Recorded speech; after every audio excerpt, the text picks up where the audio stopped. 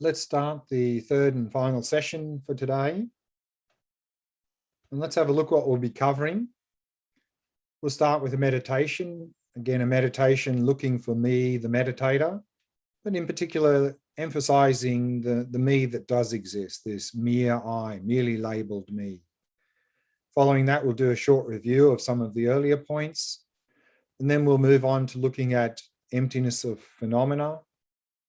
Then we'll start to look at the mind and the emptiness of the mind in the text. And then we'll do a meditation on emptiness of mind.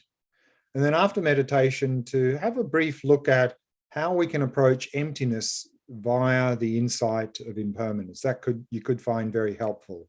And then question answer at the end of the session. But let's begin with that meditation. Again, we'll use a meditation, we'll do a Vipassana meditation, emptiness meditation, looking for me, the meditator. But then at the end, so really emphasizing the me that does exist, the merely labeled me. Let's do that practice now. Find a nice, comfortable posture.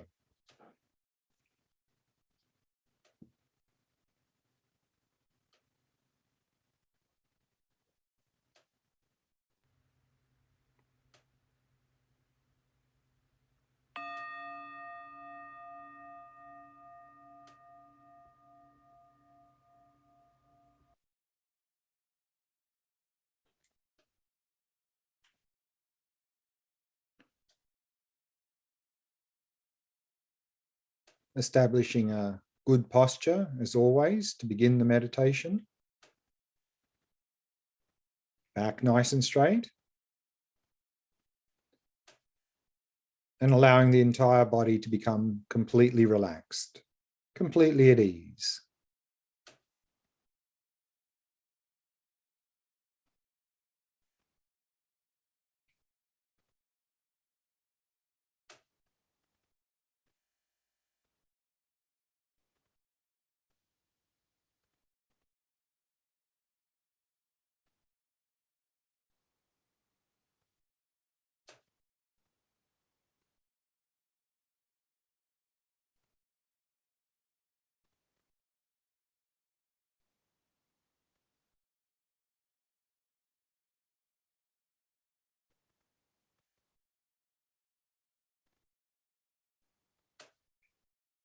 Settling the breathing into its natural rhythm.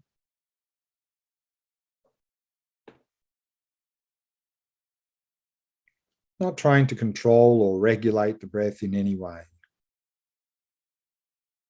Simply allowing it to flow naturally and effortlessly.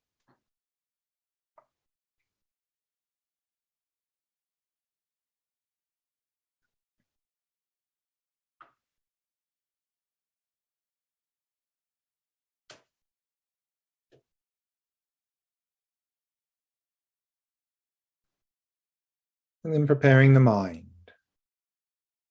Not dwelling in the past, not anticipating the future. In particular, letting go of any expectations for this meditation. Letting go of all of these things. And simply allowing the mind to come to rest. To rest in the stillness of the present moment.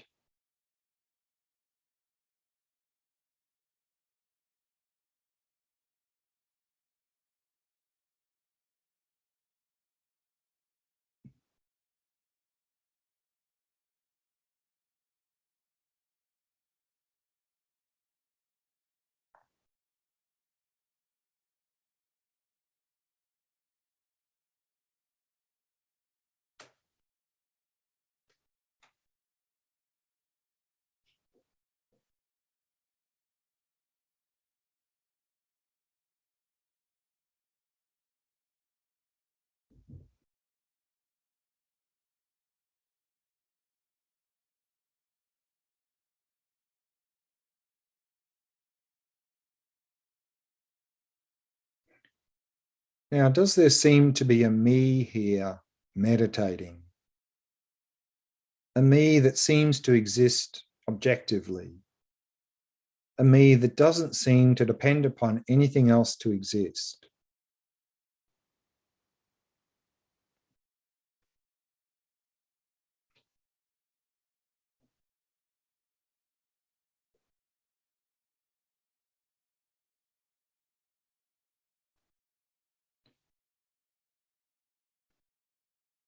Can this me who seems to be here be found anywhere? Can the me who's meditating be found anywhere within the body? So search thoroughly every part of the body and look for the me who's meditating.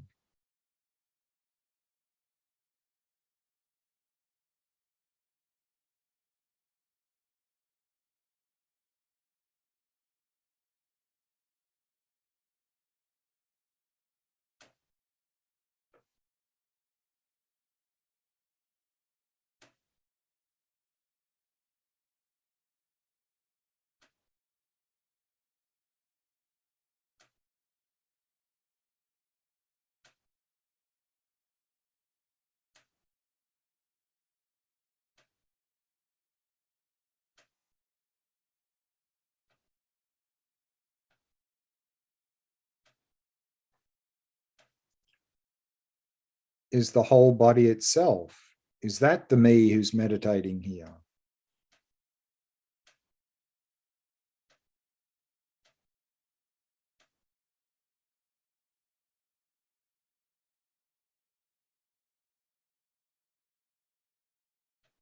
Or is the whole body itself simply something which me, the meditator, is trying to relax, to train?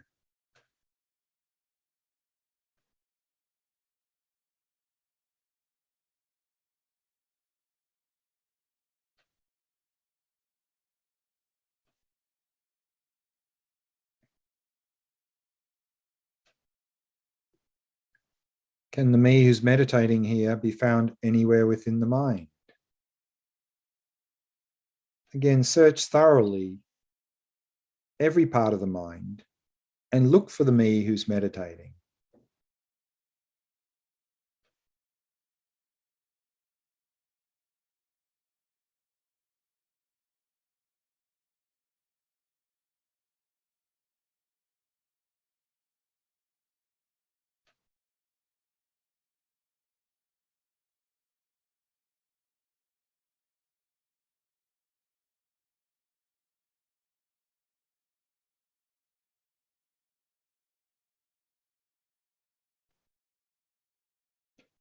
Are any of the thoughts, emotions, or concepts in the mind, are any of these the me who's meditating?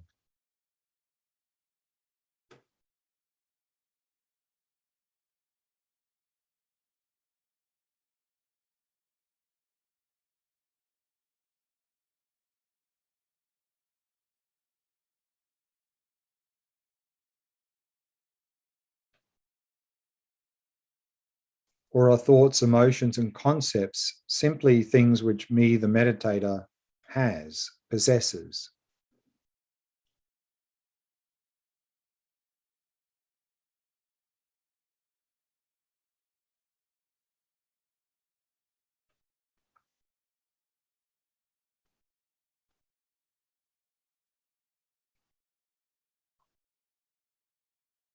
Is the whole mind itself? Is that the me who's meditating here?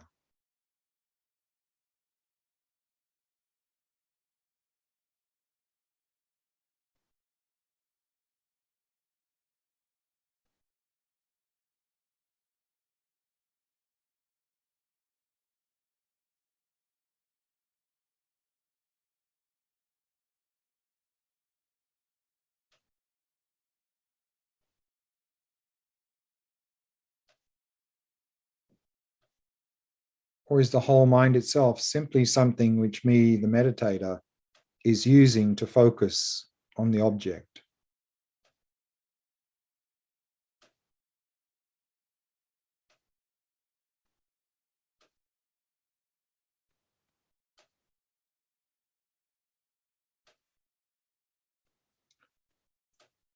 Is simply the collection of the body and the mind? Is that the me who's meditating here?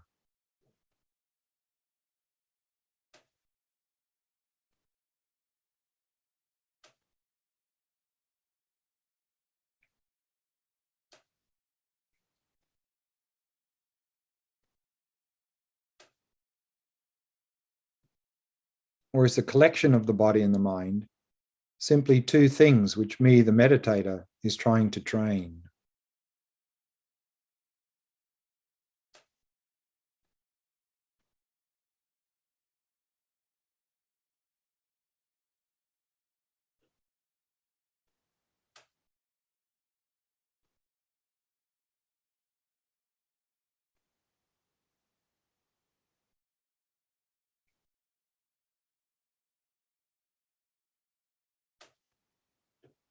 Yet apart from the body and the mind, what else is there here?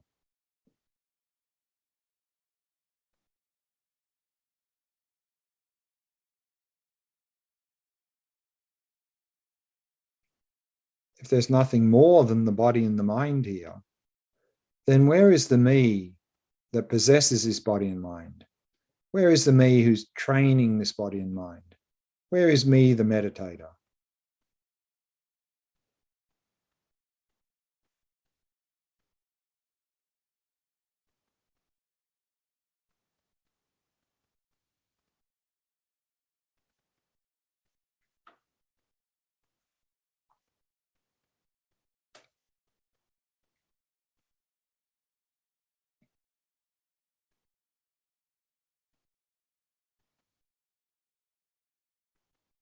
If you can't find me, the meditator, simply rest in the experience of not finding, knowing it's nowhere to be found.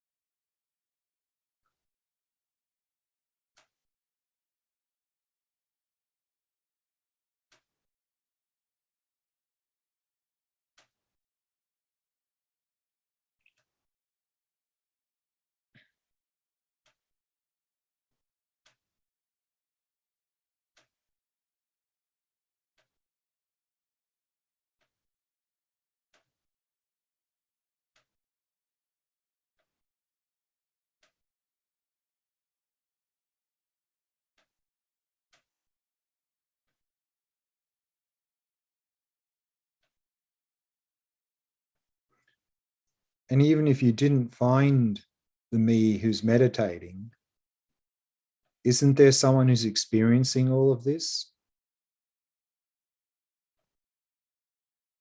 So there is a me here meditating. But how can this me exist if we don't seem to be able to find it?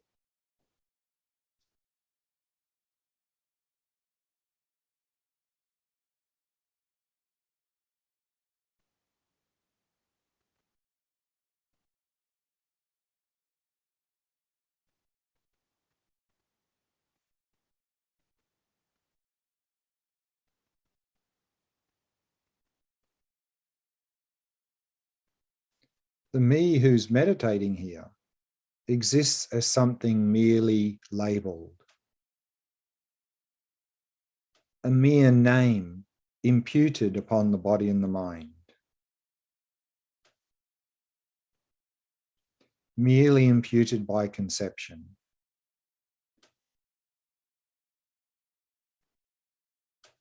merely dawning as a dependent arising, and empty like an illusion.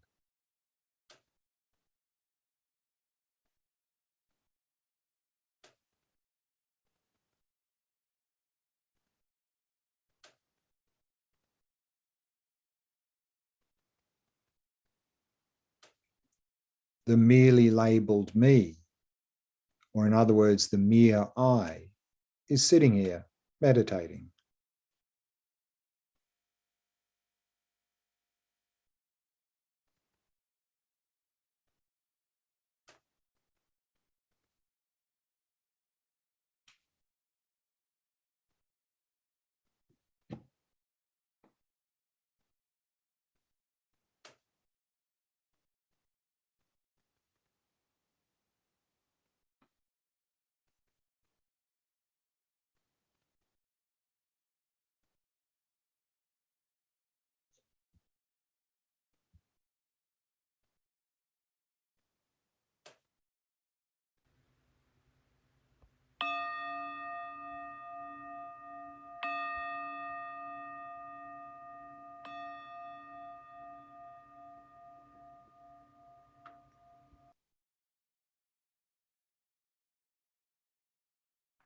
And we can bring the meditation to a close.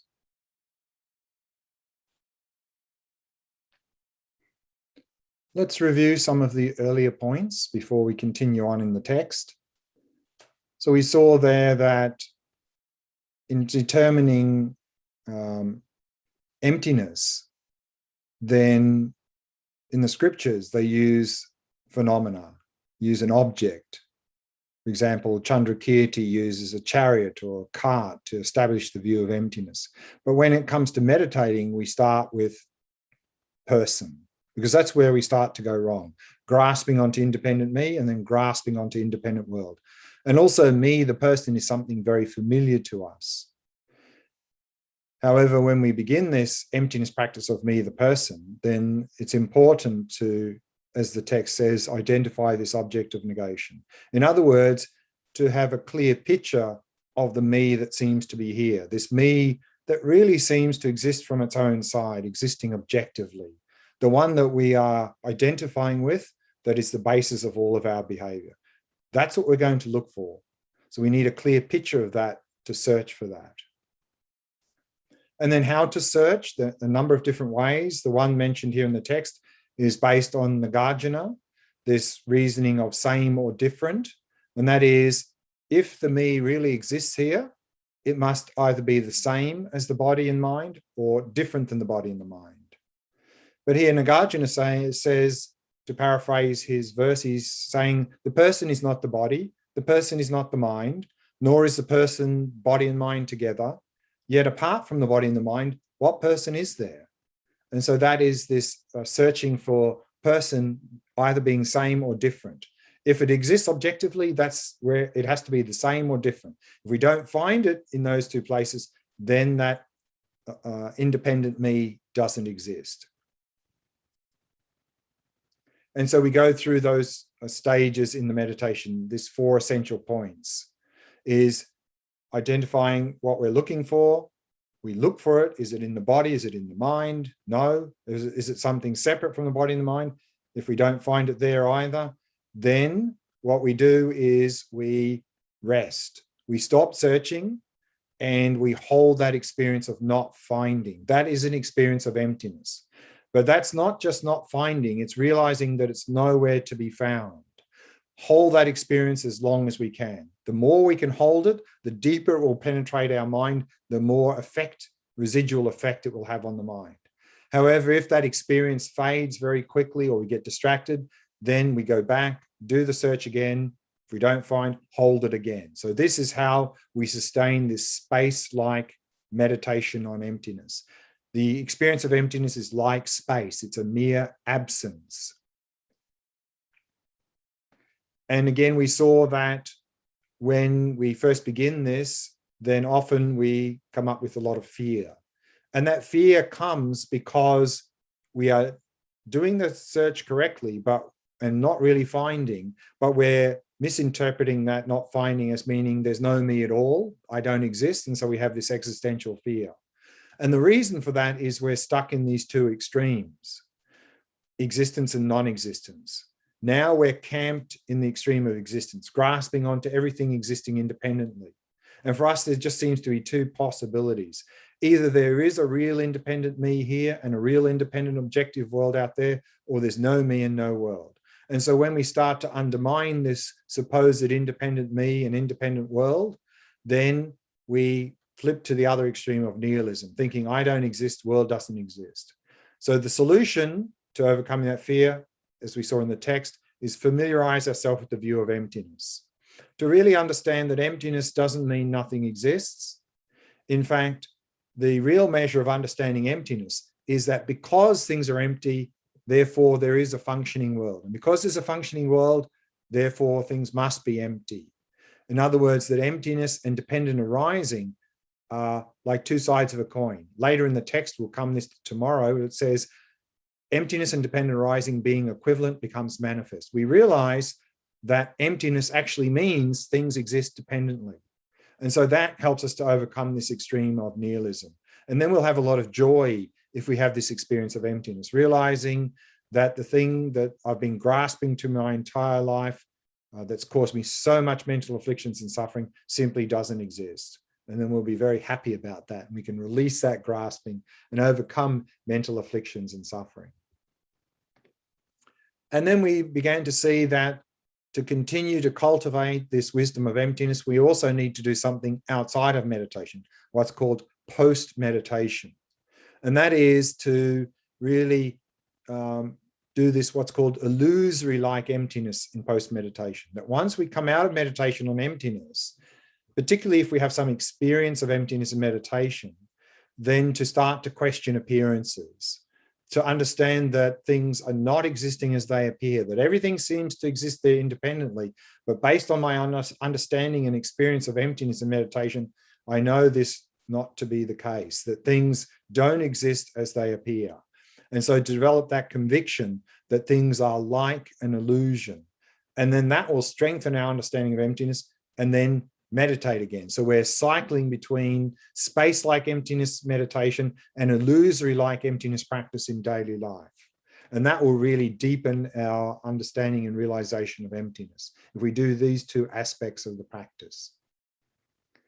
And then we saw that also it said it is a mere sign, merely imputed by conception. We're talking about the person. So therefore, the person is not the collection of the body and the mind, but rather the person is merely imputed or merely labeled upon the collection of the body and the mind. That's what we mean by mere I.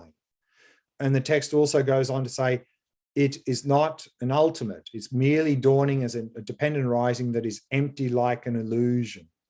So it's sort of these words here seem to sort of indicate, well, there's not really a me here at all. It's just empty like an illusion. But then we ask, well, if the me is empty like that, what is it that goes through this life? And particularly if we have a belief in future lives, what is it that goes on to the next life? And so the question is a little bit loaded to even say what goes through this life or what goes from life to life. The technical answer is nothing, because nothing goes or moves through time. There's no static entity moving through time. Because even at the physical world level, even though superficially there seems to be things like this cup here moving through time, if we look very closely at this cup, we'll realize there is no static cup moving through time. There's just constant fluctuation and change. And so also at the mental world level, there seems to be a mind moving through time. But if we look closely at the mind, we'll see that it's just a flow of mental experience, continuous flow of mental experience. So at the physical world level, there's just a flow of physical change. And at the mental world, there's just a flow, constant flow of mental experience. So there's nothing moving through time. But if we want to understand, if we want to answer this question without the idea that there has to be some static thing moving through time, then what goes through this life and goes to life, the answer is the mere I. But again, the mere I is not a static thing moving through time. The mere I is the I that exists, the dependent me, the me that is it is merely labeled on the body and the mind. So in the present moment, the me that is existing in the present moment is a me merely labeled on the body that is here now and the mind that is here now. And in the next moment, the me that exists, the mere I, will be the me merely labeled on the body that is existing at that time and the mind that is existing at that time. So even though the body and the mind are constantly changing throughout life, we're labeling I on that basis. And so because there's that continuity of body and mind throughout the life, we can say the mere I, there's a me going through this life, but not understanding that it's some static thing. Likewise, there's no static thing that goes from this life to the next. There's just a continuous flow of body and mind. Through the death process, the body becomes more and more subtle, and we talk about subtle energies and subtle mind and so forth, but there's a continuous flow through the death process, intermediate state, and on to the next life. At all times, the I that exists is the mere I that's labeled on whatever body and mind is present at that time. And so then if we continue the text goes on to say, Thus, when you have gained experience in cultivating the selflessness of person included within your own continuum, so when you have gained some experience realizing there's no me here, the emptiness of me, the person, then, as said in the Perfection of Wisdom in 8,000 verses, just as with the self, know all sentient beings in a similar way. Just as with sentient beings, know all phenomena in a similar way. Meaning that once we've had some experience realizing there's no independent me here, we can apply the same approach, investigation, to other persons and also other phenomena as well. And so then the text goes on to say, thus now indicating the way of meditating on the selflessnesses of other persons and phenomena. So remember, we talked about the two selflessnesses earlier. The two selflessnesses of person, selflessnesses of phenomena. Selflessness of person, or emptiness of person, is with respect to ourself. Selflessness of phenomena is everything else apart from ourselves. That includes other people and other things, and even also includes our own body and mind. And so we start with me, the person. That's where it's recommended to start. Once we have some experience there, we can branch out to other phenomena, particularly start with maybe our own body, our own mind, and then move out to other phenomena as well. And we can realize emptiness of all phenomena. And so here then, again, quoting Nagarjuna, the person from earlier, he said, the person is not an ultimate since it is a collection of 6 elements. Similarly, each of those elements are not ultimates since they too are collections. So remember, the 6 elements that were the basis of the person, to simplify that, was the body and the mind. So in other words, Nagarjuna is saying that just as the person is not an ultimate, i.e. it doesn't inherently exist, since it is merely labeled on the collection of the body and the mind, likewise, the body and the mind are also not ultimates. They're not existing inherently, because they too are merely labeled on collections, on the basis of what the body and the mind. And so we can go down, down, down, and out, and understand that everything we see is empty of inherent existence for the same reason as the person. And then we can really come to thoroughly establish emptiness with respect to all phenomena. And so the text continues on, and it says, in accordance with that, when you search and you do not find even a mere trace of a meditative equipoise, a meditator, and so forth, so applying the same thing to other phenomena, if we don't find the body, the mind, other phenomena, at that time, sustain space-like meditative equipoise single-pointedly without distraction. So similarly with investigating the person, when we investigate other phenomena like our own body, our mind, and other phenomena, if we don't find, then rest in that experience of not finding, single-pointedly. That's an experience of emptiness. Allow that to penetrate the mind more deeply. The text goes on to say, it is said that at that time of not finding even a mere trace of inherent existence, not finding is the supreme finding, and not seeing is the true seeing. So not finding here, again, is not just simply not finding something, but it's realizing that it's not findable. And not seeing is the true seeing. So here we come to realize that all phenomena are not findable. Not merely that we just can't find it, but we realize that they're not to be found anywhere. And so that is the supreme finding and the true seeing. The true seeing is seeing that everything is empty of inherent existence. And then text goes on to say, so when the ultimate nature of the mind is seen, when the nature of mind has been pointed out, so he's now talking about our own mind, we can also talk about body as well, then within that very state sustains space-like meditative equipoise upon the ultimate nature, the mere negation of true existence, single-pointedly without distraction. So also when we investigate the mind and we come to see that the mind is nowhere to be found, then rest in that experience of not finding, that experience of emptiness. Sustain that experience without getting distracted. Allow that to penetrate deeper and deeper, that experience of emptiness. But then the text goes on to say, so we've looked so far at the classic method, first person, and then go out from there. But here, the text goes on to say, alternatively, since the extremely subtle wind mind is said to be the subtle basis of designation of the I, and also those who give oral instructions, except pointing out the mind when determining the ultimate nature of the mind. So here he's talking about those people in the Kagyu Mahamudra tradition who point out the mind to come to determine ultimate nature of mind. He says, I shall instruct in accordance with that.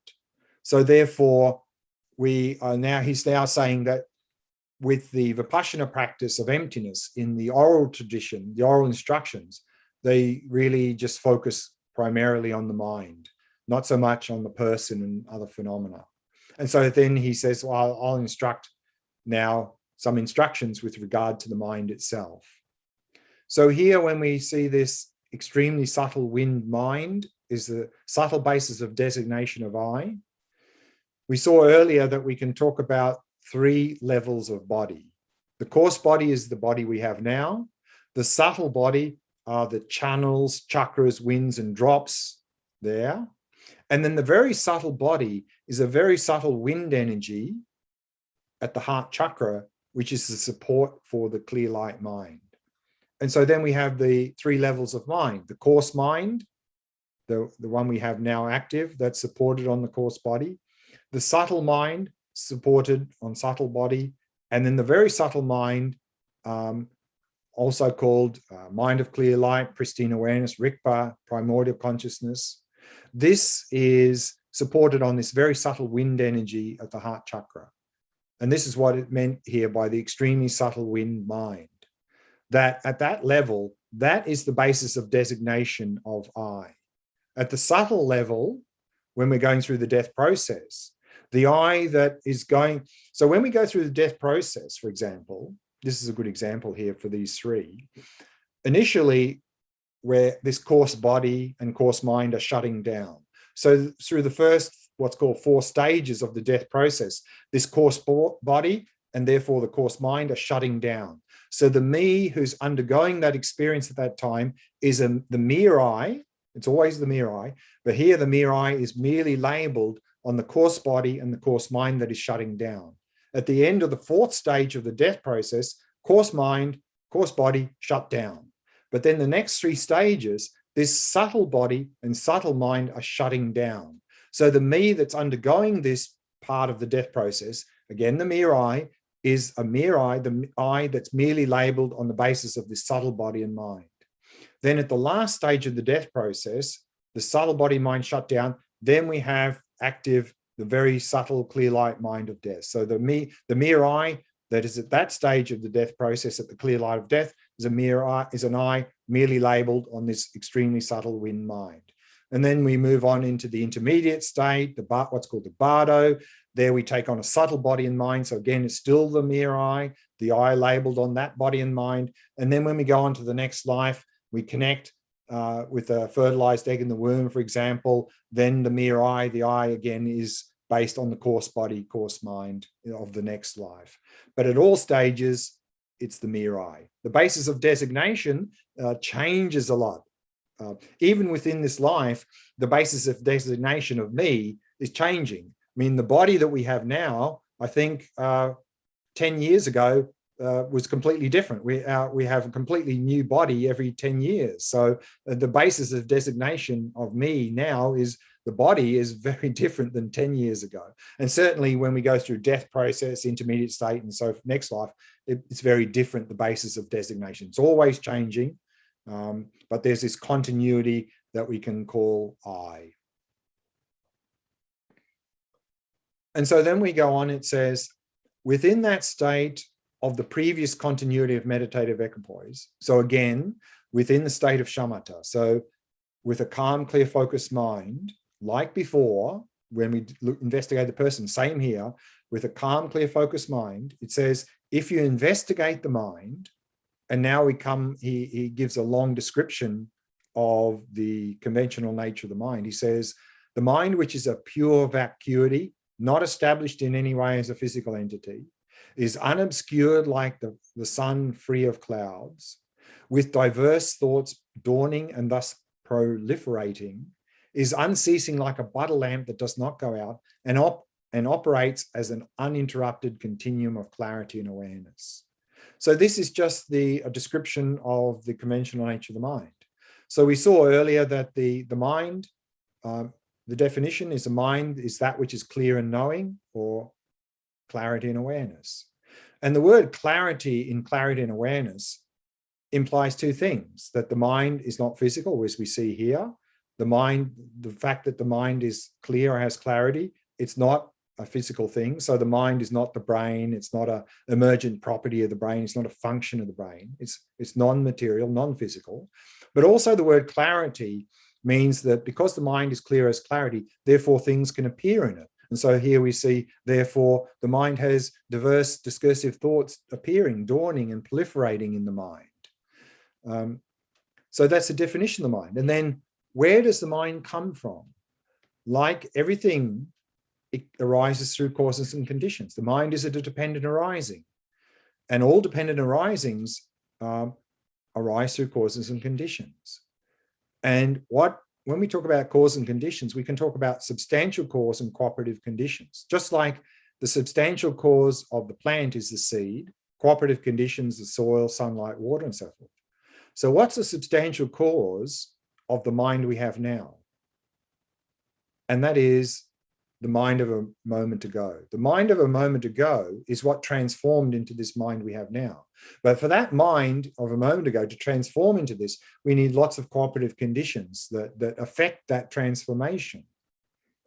And what we see in, for example, classical physics, also in classical physics, everything in the material world arises through causes and conditions.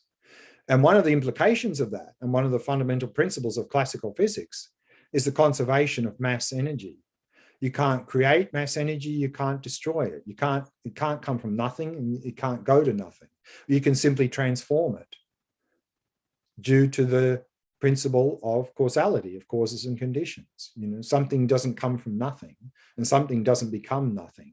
It can change, but there's conservation of mass energy. So similarly here in the mind arises through causes and conditions.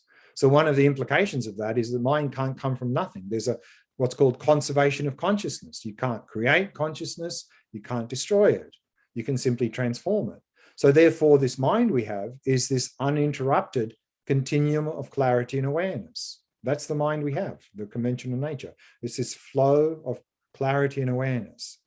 So the text says, if we investigate this mind that we've just described here, then it says, then to the awareness that apprehends one's own mind, it appears to be independent and not reliant upon anything else whatsoever. So when we look at this mind that seems to be here, our own mind seems to also be independent like everything else. And it doesn't seem to rely upon anything else whatsoever to exist. And then do we question that appearance? No. Then it says the conceived object is apprehended to exist as it appears. So the mind, our own mind, appears to exist inherently, exist objectively, independently, and we just accept that. We apprehend it. Yeah, the mind is existing as it appears. But then if we investigate that, the way in which the mind actually exists, as we're about to see in the next slide from the text, is that the mind is a falsity. Falsity here means does not exist as it appears, as we saw earlier with person, that the mind is a falsity. So let's see what the text says about falsity. So the text goes on to say, however, the mind that appears in such a way is, as said in Master Shantideva's Bodhisattva Charyavatara, those things that are said to be a continuum or a collection are falsities, just like a rosary, an armory, and so forth. And then the Panchen Lama explains what that means from the verse from Shantideva. He says, having threaded together the individual beads of a rosary, there is the mere designation rosary. So when we see a rosary, the rosary seems to be a single thing there existing objectively. But if we pull all those beads apart in the string, where's the rosary to be found? It's only upon assembling all the beads together, then there's the mere designation rosary. And similarly, having assembled together the individuals who carry weapons, there is the mere designation of army. So is an individual an army? No. So if we look everywhere there, none of those people are an army. But having assembled them together, then there's the mere designation of army on that basis. Other than that, they do not inherently exist, meaning they do not exist from their own side. Another example that's often given here in the text is a forest. That if we look in a forest, what do we see? Trees, just trees. And is a tree a forest? No.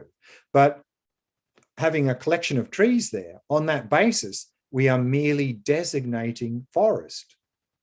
So a rosary, an army, a forest is a mere designation on a basis. Therefore, it's a falsity, because all of those things, a rosary, an army, and a forest, seem to really exist there objectively.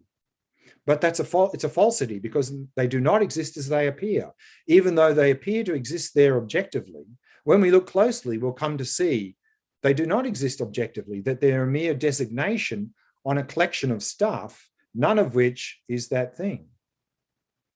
And so then the text goes on to say, by using such scriptures and reasoning, equipoise single-pointedly within a state where you ascertain that the mind does not exist in the way that it appears. And so using that simile, we can look at the mind and see that it's a falsity as well, because the mind that we have here is a mere designation on a continuum, uninterrupted continuum of clarity and awareness. On that basis of many moments of clarity and awareness, we label and merely designate the mind, like the forest, the army, and the rosary. And then the text goes on to say, furthermore, as said in the Perfection of Wisdom in 8,000 verses, there is no mind in the mind, meaning you can't find the mind objectively in the mind. The mind is a mere designation. The nature of the mind is clear light. And then Panchalama explains that. He says, this states that there is no inherently existent mind in the mind. You can't find the mind in the mind because the mind is a mere designation on the basis of a continuum of many moments of clarity and awareness. The nature of the mind is clear light emptiness of the mind. And then there's another quote from the Pile of Jewels Sutra, and this is a very common quote that's often quoted. The mind has never been seen, it is not seen now, nor will it ever be seen, even by any of the past, present, or future Buddhas. So when we say never been seen, not seen now, will ever be seen, means we can't find it. So we're not saying that we can't see a cup here. When we say the cup is not seen, we're not saying you can't see a cup, we're saying there is no cup to be found in that basis. So similarly, when we say the mind has never been seen, you will never see a mind in the mind. You will never see an objective mind, a mind existing from its own side. The mind is not findable like anything else. And then in summary, the Panchalama says, in brief, as my virtuous spiritual friend, the truly omniscient Sangya Yeshi, so remember that was his root guru who introduced him to the nature of the mind, has personally said, he says, when you are fully aware that whatever dawns, meaning whatever appears, is that apprehended by conceptual thought, the ultimate sphere of phenomena dawns without depending upon anything else. Place your awareness within that state which dawns and equipoise single-pointedly. How wonderful. So let's unpack that a little bit. So it says, when you are fully aware that whatever dawns is that apprehended by conceptual thought, meaning now whatever appears doesn't seem to be merely something apprehended by conceptual thought. It doesn't seem to be merely labeled. It seems to exist objectively. But through our understanding and meditation on emptiness, if we get to the point where whenever something appears to us, then due to our understanding and realization of emptiness, then we realize, that is something that's merely labeled, that it exists simply within a conceptual framework. Then we don't need to use any reasoning to establish emptiness, because we've used dependent arising, the fact that things are merely labeled, to establish that emptiness. And therefore, the ultimate sphere of phenomena in Sanskrit is Dharma Dhatu, which is just another word for emptiness. It's saying that if we realize that whatever appears to us is merely labeled, then without needing to do any other sort of investigation, then the experience of emptiness will arise without having to use any other sort of reasoning, depending on any other sort of reasoning. And when it does arise, place your awareness within that state of emptiness and rest in it, equipoise single-pointedly. How wonderful. So he's saying it's how wonderful that we're being able to come to an experience of emptiness simply by observing what appears to the mind. Now, what appears to the mind, we see it seems to exist independently. So that's actually sort of blocking our understanding experience of emptiness, because in fact, that seems to oppose the idea that things are empty. But through deepening understanding of emptiness, then we'll get to the point whereby when we see something which appears, we'll realize that appearance is deceptive, that actually this thing that I'm perceiving is something that is merely labeled. And when we realize that, then from that, we can come to an experience of emptiness and then rest in that experience. And then the text actually explains that verse that we've just explained, but let's go through it. So whatever dawns is that apprehended by conceptual thought. So that part of what we just read, he says, means that when you are aware that whatever dawns, i.e. whatever appears, is that merely imputed by conception, the ultimate nature of phenomena, i.e. emptiness, dawns as an object of awareness without depending upon other conditions. So this dependent arising, realizing that things do not exist as they appear, if we realize that when we see something, then that's enough for us to come to an experience of emptiness. And so here it says, it is as said in Chandrakirti's supplement to the Middle Way, his text on emptiness. Conventional truth is the method, and ultimate truth arises from the method. And so here, this is the two truths. Conventional truth is we're talking about all the appearances. And ultimate truth is emptiness. How do all of those things exist? They're empty of independent existence. So conventional truth, by realizing appearances that things do not exist as they appear, that leads us to ultimate truth, leads us to emptiness. And then one more point, he says, then place your awareness within that state which dawns, means having single-pointedly unified the ultimate nature, i.e. emptiness, as an object of awareness and the subjective consciousness, place your mind in equipoise. That is amazing. So what he's saying here is that when we come to this experience of emptiness, then that object of emptiness, we unify with the subjective mind, and hopefully the subjective mind, ideally speaking, it's the mind of shamatha, single-pointed concentration. We unify those, we are focusing single-pointedly on emptiness, and we rest in that. So that is what's called the union of shamatha and vipassana observing emptiness. If we can come to that experience and not just a little taste of emptiness, but we can unify shamatha and vipassana observing emptiness, that is amazing, because that is putting us on the path to eliminating mental afflictions and suffering and achieving liberation, when we unify that shamatha vipassana observing emptiness. And tomorrow we're going to have a look at what's called the 5-path model. It's the stages of the path to enlightenment. And this union of shamatha and vipassana observing emptiness is a very important point on the path to enlightenment. And we'll see where that actually comes in the progression of how we move along to enlightenment. That will come tomorrow. And then the last point of this section of the text says, in accordance with those last two lines that were taught, as said by Padampa Sangha, great Indian Mahasiddha from about, I think, the 10th, 11th century, he says, within the state of emptiness, the lance of awareness swirls around. O people of Dingri, so he's teaching to some group of people in an area called Dingri in Tibet, the view is without obstruction. And so it says all such statements have the same intended meaning, meaning that within a state of emptiness, the lance of awareness swirls around, the view is without obstruction.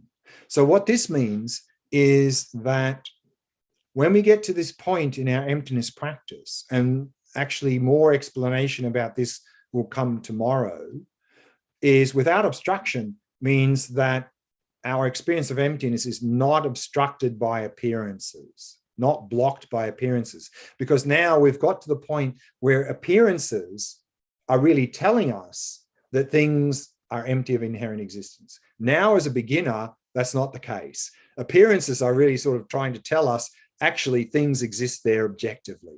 So now appearances for us blocks emptiness, obstructs emptiness. But when we get to this point in the practice, then there's no obstruction, because appearances will actually help us to deepen our understanding and realization of emptiness. Because we'll realize at this point of emptiness practice that the appearances are things that are merely imputed by conception. They do not exist as they appear.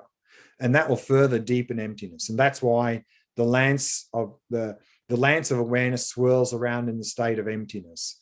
So we're not obstructing. So emptiness is not obstructing appearances. Appearances are not obstructing emptiness. But actually more on this point comes a little bit later in the text, and we'll look at that tomorrow. And so that brings us to the meditation. And so now we'll do a meditation on the mind based on the part of the text there where we talked about things being a falsity, using the examples of a rosary, an army, and a forest, and so forth.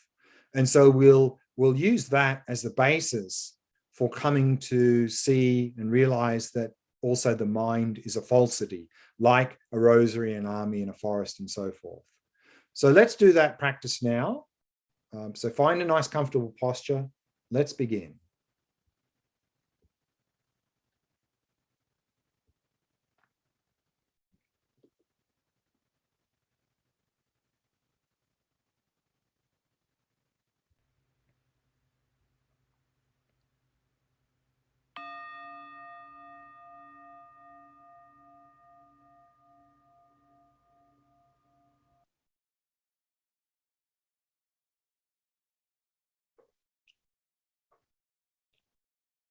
Setting the body into a state of relaxation, stillness, and vigilance.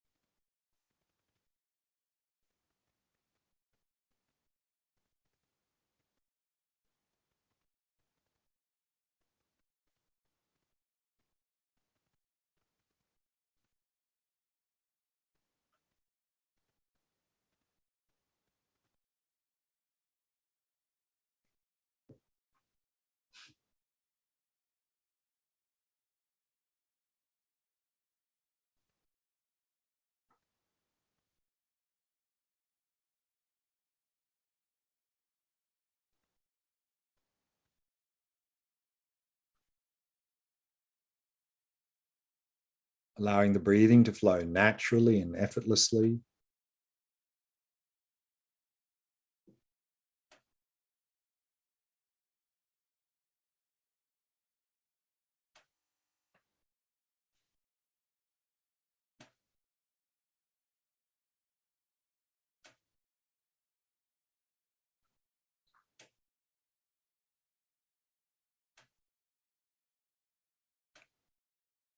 And setting the mind in a state of ease and relaxation. Releasing all activities of the mind. And simply allowing the mind to come to rest. To come to rest in the stillness of the present moment.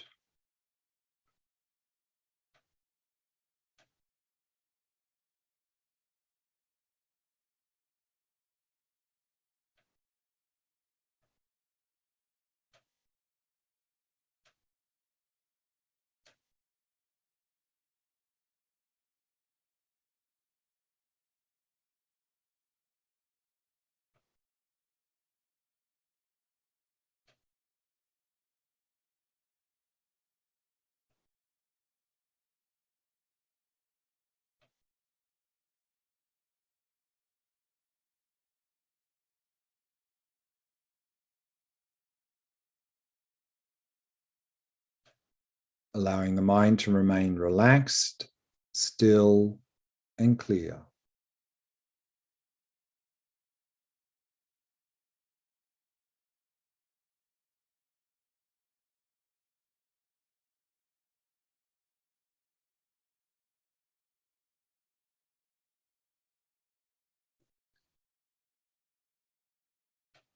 And we can begin this Vipassana meditation using this quote from Shantideva, where he says, "Those things that are said to be a continuum or a collection are falsities, just like a rosary, an army, and so forth."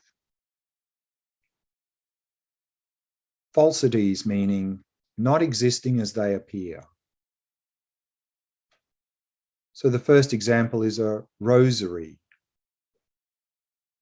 When we see a rosary, does it seem to exist there objectively?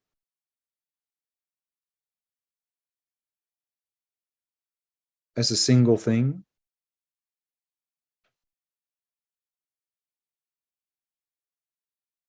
Does it exist in that way?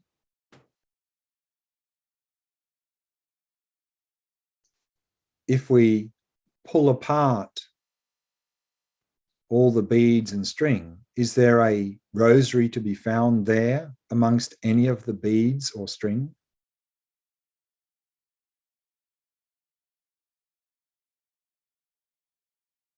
But then, having threaded together the individual beads, there is the mere designation rosary.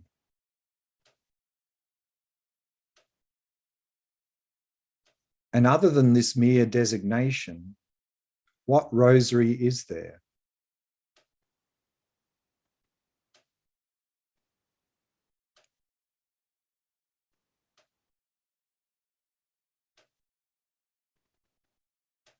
And similarly, if we look out and see an army, there seems to be a single army out there, existing there objectively.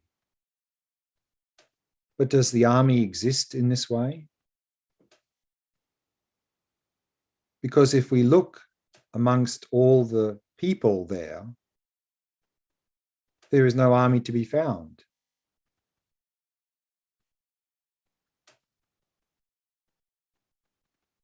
However, having assembled together the individuals who carry weapons, there is the mere designation, army. And other than this mere designation, what army is there?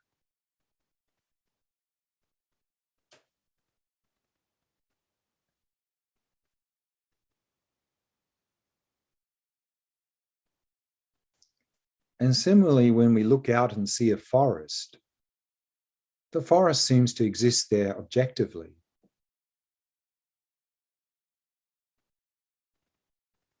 But does it exist in this way?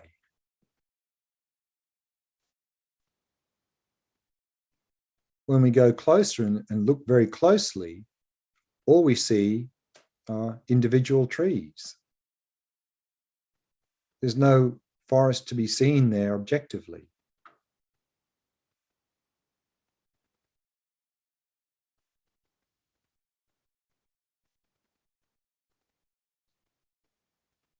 However, on the basis of a collection of many trees, there is the mere designation forest.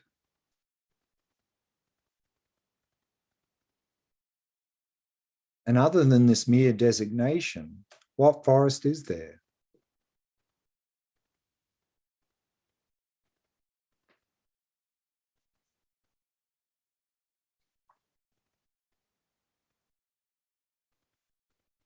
So these are all falsities. The rosary, the army, the forest. They do not exist as they appear. They seem to exist there objectively, but they don't exist in that way. What about the mind? Is the mind also a falsity? Does not exist as it appears?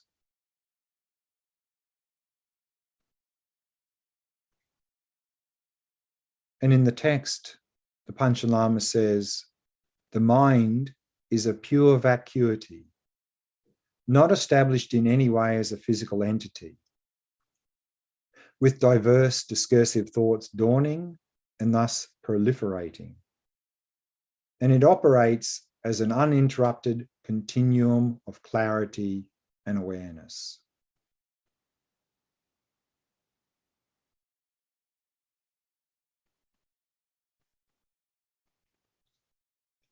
But how does the mind appear to exist?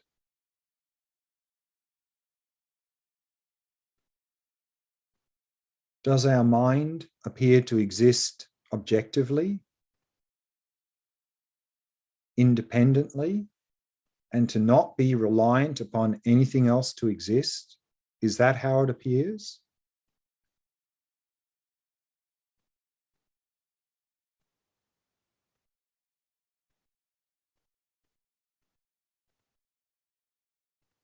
And then is that how we conceive of the mind? We simply accept that appearance, to accept the mind to exist as it appears, to exist objectively?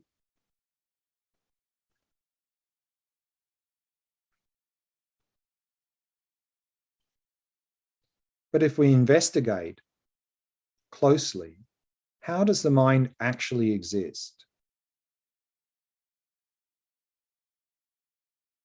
Does it exist objectively? Can it be found?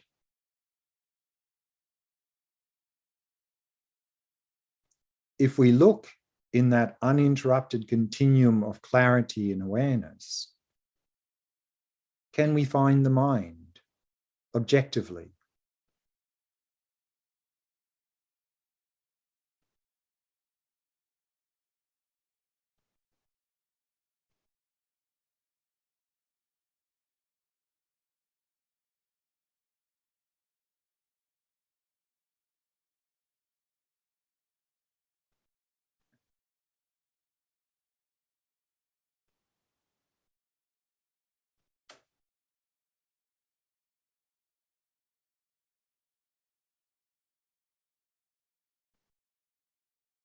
Or is it that on the basis of a continuum of many moments of clarity and awareness, there is the mere designation, mind?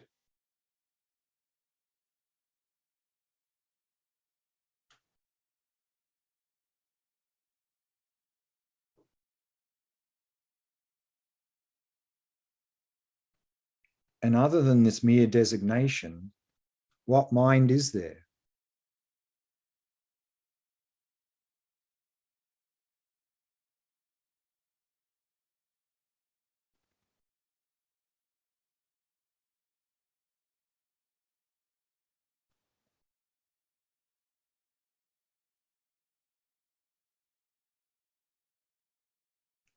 And so if we can't find the mind objectively, then as the text says, we are to rest single-pointedly within a state where you ascertain that the mind does not exist in the way that it appears.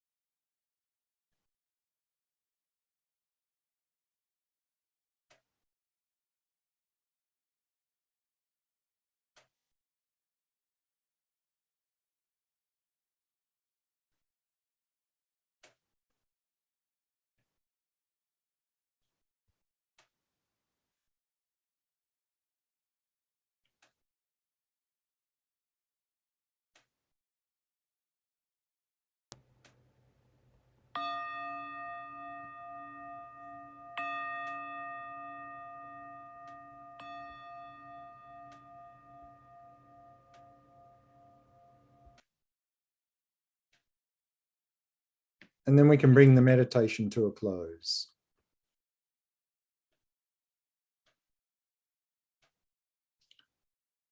Just one more short topic before we go to Q&A. And that is that this way of approaching emptiness, as we've seen, is not so easy. That if we don't really clearly identify object of negation and we don't investigate well, then can be quite challenging to come to an insight into emptiness.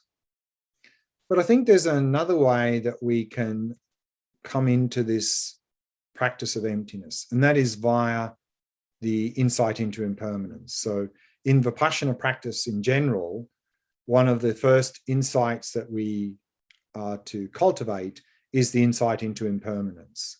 And impermanence here literally means changing. In Sanskrit, anitya, in Pali, anicca. And impermanence, we can talk about coarse and subtle. Coarse impermanence is things coming to an end. But here, when we talk about insight into impermanence, we're talking about subtle impermanence. And that is that to come to the insight that things are changing moment by moment. Now, I think we all intellectually accept that already, because science has conclusively proven that certainly at a physical level, everything we experience is changing moment by moment. And so I think none of us have any problem with accepting that intellectually. But is our intellectual understanding of impermanence, is that helping us in our life? Not really. I mean, if we really thought about it often, it may help a bit. But because our behavior is not driven by our intellectual understanding. Our behavior is driven by our instinctive habits. And our instinctive habits are telling us that actually that the things around us are quite stable and not really changing so much. And so that's how we relate to things. And so therefore we're out of sync with reality. And that's why if without an insight into impermanence, we also tend to have a lot of mental afflictions and suffering. But if we can do this Vipassana practice simply of impermanence to come to the insight that things are changing moment by moment, there's a number of benefits with this practice. One is that we'll be more in harmony with the flow of life. Now we're fighting against the flow of life, a little bit like the analogy of a person in the middle of a fast-flowing river, the fast-flowing river of life. And so when we see something pleasant flowing past us in our life, we try and grab hold of it. We try and hold on to it. And that's very hard. And it's just frustrating. And eventually it'll slip through our fingers. And so we are fighting against the reality. Whereas if we come to realize impermanence, then we'll be more like the same person in the river, but now in a little kayak or boat with a paddle of mindfulness. And then we'll be using the flow of life to our advantage. We'll be flowing with the flow of life, navigating through the flow of life instead of fighting against it. So actually impermanence is good news, because if things didn't change, we'd be stuck. We couldn't improve, we couldn't change. But because things are impermanent, we can change, we can improve, we can overcome our mental afflictions. So an insight into impermanence really can help us to navigate ourselves through that flow of life instead of fighting against it. And thereby, actually, that will reduce our craving and attachment. Because if we can experientially see things which are pleasant, it's constantly changing, then there's nothing for attachment to grab hold of, because it's just flux and change there. So often in the meditation text, it talks about the antidote for attachment is impermanence, that experiential experience of impermanence is really subdues our craving and attachment, because there's nothing to grab hold of there, which means actually at the same time, we'll enjoy our simple pleasures much more, because it's our craving and attachment for pleasures that actually interferes with our enjoyment of them. And so if we can reduce that craving and attachment through insight into impermanence, then we can actually enjoy our pleasurable experiences more. So there are a couple of ways where the Vipassana practice of impermanence can directly benefit us in our life. But also here, in terms of emptiness, this insight into impermanence can provide a very effective basis for coming to an insight into emptiness. In fact, if we're very intuitive, merely an insight into impermanence could lead us very quickly to an insight into emptiness without having to go through all of this process that we've been looking at in this session and earlier. So let's have a look at how that is the case. Now, when we hear about this impermanence, it's often explained as impermanence means things changing moment by moment. And so we have this idea then, okay, that means that there is a thing there, and then the next moment it becomes something else. In the next moment, it becomes something else, like this diagram here. We have thing A in the previous moment, then it changes, and in the present moment, it becomes thing B, and then in the next moment, it becomes another thing C.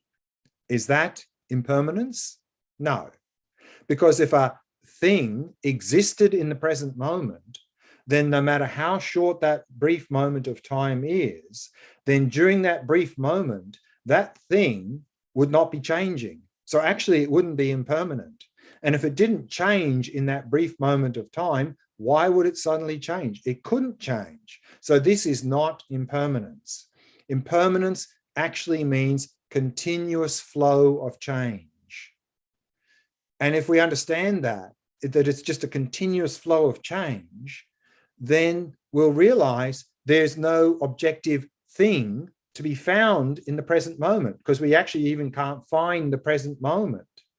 There's just a constant flow of change, which is a very close understanding to emptiness, that things are not findable. So if we have an insight into impermanence and we're very intuitive, that can really lead us towards an insight into emptiness.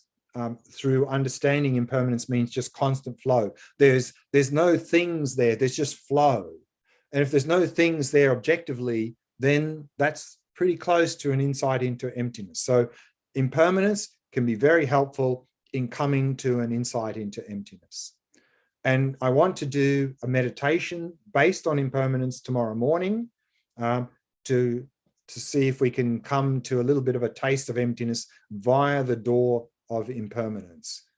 So that's for tomorrow morning, but that's enough for now. We've got time now for question answer. So any questions, put them in the chat and we'll see if I can answer your questions. Any questions there, Tomer? Yes, some leftovers from Sure. previous class. Sure. So this one from Iftach. How can I know that my shamatha is good enough to start Vipassana? Very good question. So it's not like we do a certain amount of shamatha and that's enough. And then we start Vipassana and we just do Vipassana. So it doesn't work like that. We need to integrate them. So I wasn't suggesting that we just do shamatha until we reach some quite high level and then we just move to Vipassana. So we don't want to do that. What we want to do is initially, particularly if our attention skills are quite poorly developed, we want to emphasize shamatha. But even fairly early on, we can start a little bit of this Vipassana, just to get at least a bit familiar with the process. But all the while, putting a lot of effort into shamatha. And then as we put more effort in and we start to make some progress, then we can start to do a little bit more Vipassana. And then we can start to get some experience. So there's not really a sort of a cutoff point where we just do shamatha to that cutoff point, then we start Vipassana. So that's what it's like, more like a transition, but eventually we need to unify shamatha Vipassana. So that's what I would recommend. Again, if we have very poor attention skills, emphasize shamatha, but even very early on, we can start to add a little bit of Vipassana and then continue working on shamatha. And as we start to improve a bit more, we can start to do more and more of Vipassana. So there's a sort of a doing them to sort of alternating them there. Okay, thanks. Next one is from Joyce. How to meditate when ignorance and jealousy start to rise up? Ignorance in terms of ignorance with respect to reality, or ignorance sort of just not knowing things. So let's assume that it means ignorance with respect to reality. And what was the other one? Jealousy, was it? Yes, jealousy. Jealousy, yeah. One of the good antidotes for jealousy is empathetic joy. So rather than being jealous of others, we can be happy for them.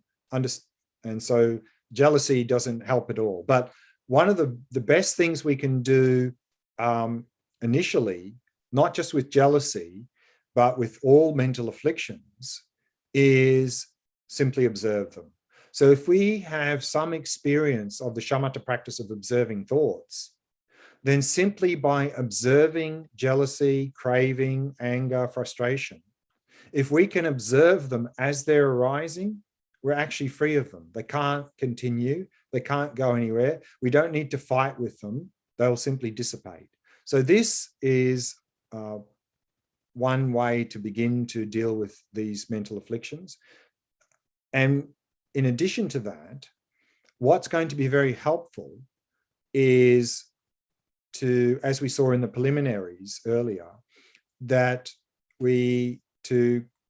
particularly this view of genuine happiness, to really work on that, to really come to appreciate that the source of happiness is not out there anywhere, it lies within our own mind. And that's also going to be very helpful with reducing jealousy, craving, anger, frustration, and so forth. If we can really shift that understanding inwards. And then at a deeper level, then all mental afflictions are based on grasping, self-grasping. And so the ultimate antidote to all mental afflictions is the wisdom of emptiness. So at a deeper level, then we can start to cultivate the wisdom of emptiness, and that will start to weaken all mental afflictions. So that's a few things we can do for not only jealousy, but also other mental afflictions. Okay, thanks. Next one from Amnon. Does the whole of the teaching have just one purpose, to help us see our existence in the right perspective? As we saw in the text,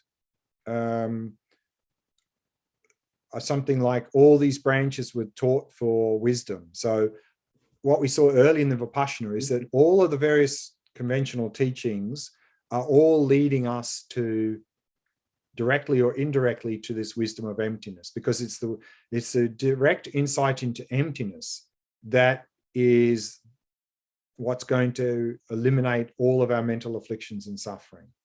And so, yes, all of these other teachings are directly or indirectly leading us to that. Okay, thanks. Another question from Varda. Is the same label mind designated for an aggregate and for a split-second mind of love, hatred, and so on? So we have that continuum of clarity and awareness. That's the basis. And we can label all sorts of things on that. We can simply label mind, or if in that continuum of clarity and awareness, some mental affliction arises, we can label mind of anger or whatever. So we can label all sorts of things on that basis of clarity and awareness. Okay, thanks. Next one is for Moshe. Is it possible to investigate subconsciousness? Is it empty too? Well, by definition, if it's subconscious, means we don't have access to it. So it could be a bit difficult. But certainly what for many of us now is subconscious is only because we haven't trained the mind. Our mind is not well trained.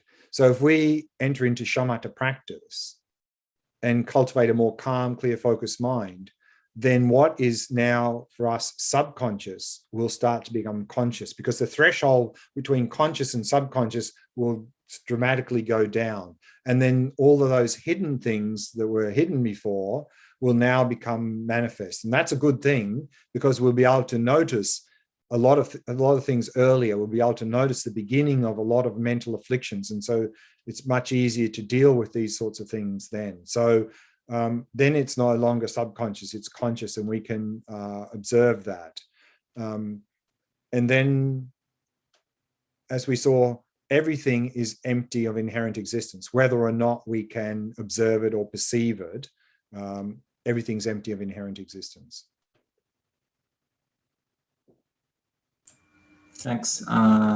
These were all the questions in the chat. So we're waiting on more right now. Okay. Yeah, we've still got a little bit of time left.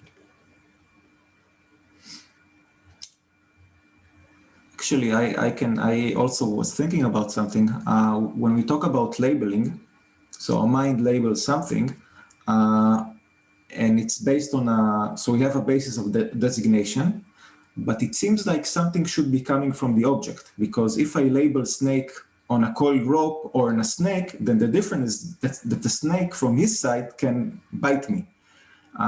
So does that contradict what we said before? No, remember the snake on the coiled rope is an analogy. It's not an example.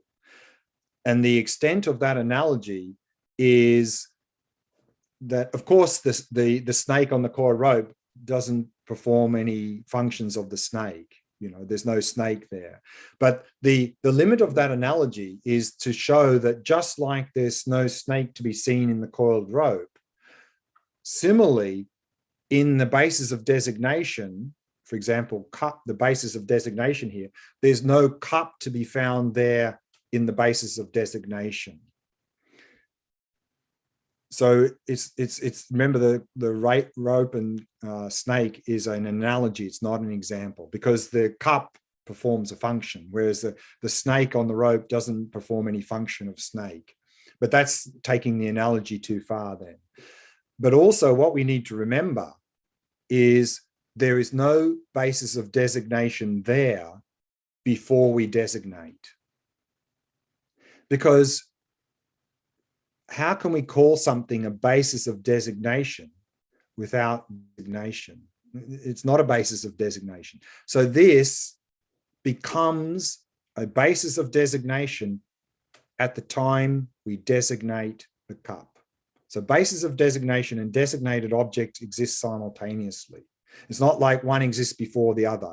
We don't have a basis of designation of cup and then we designate, because if it's a basic designation of cup, then there's already a designation. But just because we designate something doesn't mean it's valid. I mean, we could be confused and we could say, oh, this is a cat, you know, so that doesn't certainly perform the function of a cat. So just because we designate doesn't mean it exists. Thanks. I think we've run out of questions.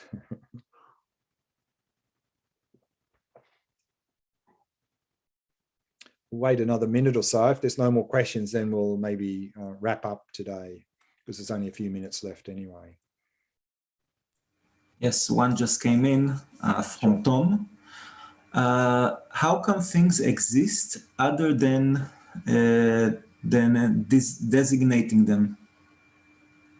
Sorry, say again. I'm not sure I understand that. So how come things exist under how can they exist? No, how come things exist other than designating action? Then other than designating action. Yes, other than designating something, how can it exist? How can it? It can't. That's the whole point, is that what we're saying is that the way everything exists is that everything is empty of independent existence, that everything is a dependent arising, depending on causes and conditions, parts, and labeling. So this is everything that exists within that conceptual framework. So that's exactly what this view is saying, that things don't go beyond that there is nothing existing objectively, independently. But maybe there was something else in the question that I'm missing. Yes, so now there's a follow-up. If the basis of designation becomes into that, depending on our designation, what else is there? Okay, so if the basis of the designation come into existence at the same moment we designate, what else is there beside that label? Exactly, nothing. There's nothing else exactly. There's nothing more than that. But I think I'm still missing something in the question. I think the question is asking something else that I'm not understanding. But maybe we'll leave it there and maybe we can reformulate the question tomorrow. And then maybe I can try and give a different sort of an answer. So let's leave it there. And again, let's finish by dedicating all of our efforts here today based on this Shantideva dedication prayer. May all beings everywhere, plagued by sufferings of body and mind, obtain an ocean of happiness and joy by virtue of my merits. May no living creature suffer, commit evil, or ever fall ill. May no one be afraid or belittled with a mind weighed down by depression. May the blind see forms and the deaf hear sounds. May those whose bodies are warm with toil be restored on finding repose. May the naked find clothing, the hungry find food. May the thirsty find water and delicious drinks. May the poor find wealth, those weak with sorrow find joy. May the forlorn find hope, constant happiness and prosperity. May there be timely rains and bountiful harvests. May all medicines be effective and wholesome prayers bear fruit. May all who are sick and ill quickly be freed from their ailments. Whatever diseases there are in the world, may they never occur again. May the frightened cease to be afraid and those bound be freed. May the powerless find power and may people think of benefiting each other. For as long as space remains, for as long as sentient beings remain, until then may I too remain to dispel the miseries of the world.